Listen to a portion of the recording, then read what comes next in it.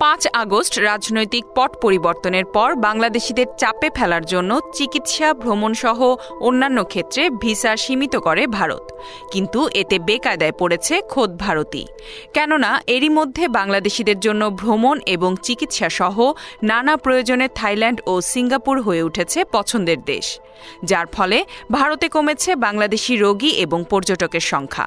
তাই এবার রোগী না পেয়ে বাংলাদেশ সীমান্তের ওপারে পেট্রাপোলে নতুন মেট্রো রেল স্টেশন করার সিদ্ধান্ত নিয়েছে ভারত।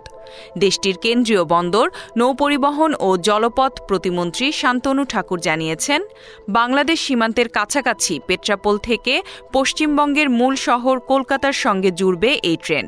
কেননা বাংলাদেশ থেকে লাখ লাখ রোগী যেন খুব সহজে কলকাতায় চিকিৎসা করাতে আসতে পারেন, সে কারণে এখানে উন্নত পরিষেবা সত্যিই দরকার বলেও জানিয়েছেন তিনি। ভারতের এমন সিদ্ধান্তেই প্রমাণ হয়, বাংলাদেশের সঙ্গে সম্পর্ক না থাকলে ভারত অচল হয়ে যাবে। এতদিন স্বৈরাচার হাসিনাকে নতজানু পররাষ্ট্রনীতির মাধ্যমে ইচ্ছে মতো ব্যবহার করেছে দেশটি, কিন্তু নতুন এই বাংলাদেশের সঙ্গে কোনো অন্যায় আচরণ করলে ছাড় দিবে না ছাত্র জনতা সহ দেশের মানুষ।